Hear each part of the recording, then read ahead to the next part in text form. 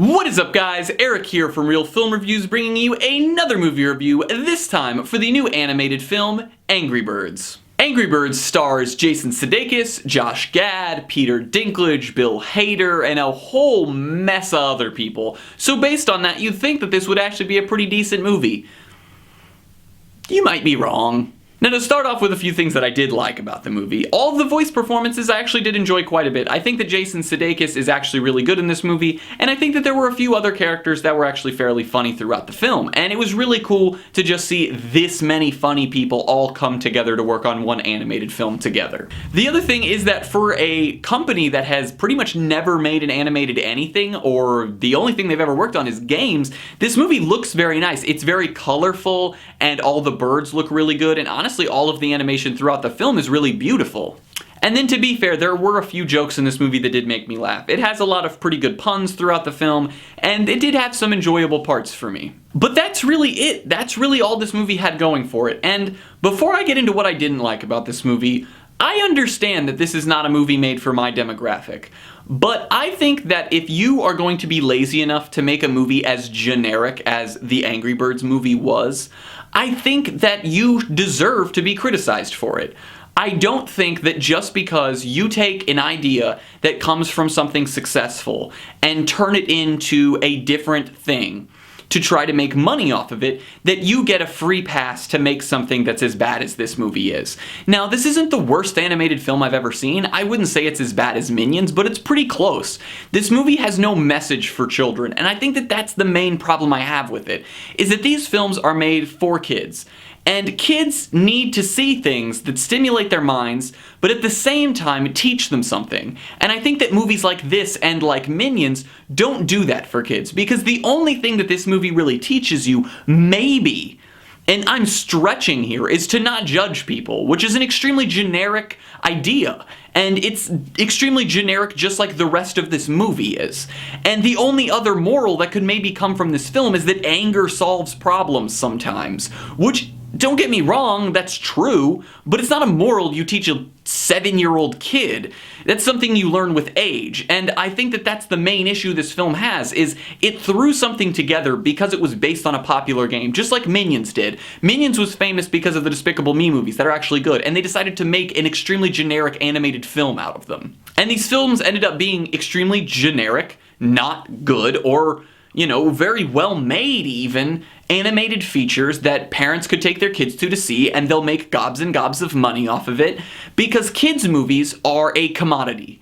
They are something where you can put it in theaters and it doesn't matter whether it's good. Parents have to take their kids to movies sometimes. It's an easy activity. When I was a kid, my parents took me to see movies, and I get that. It makes sense, but it's upsetting to me that these movie companies take advantage of that. And don't get me wrong, I understand movie companies are in this for the money, but I don't know, it just kind of bothers me that a movie like Angry Birds and like Minions gets made with scripts that are just not good at all. This movie is just really generic.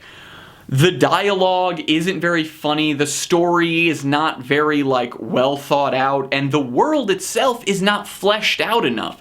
They actually have a pretty interesting base to start with. It's an app. It's just a game that people play on their phones. You can take it in any direction that you'd want to, but instead they went the most generic route they could, and it works for kids, and I think kids will like this movie. They'll think it's funny, but just like with Minions, I'm sure kids enjoy Minions, but it doesn't mean it's a good movie.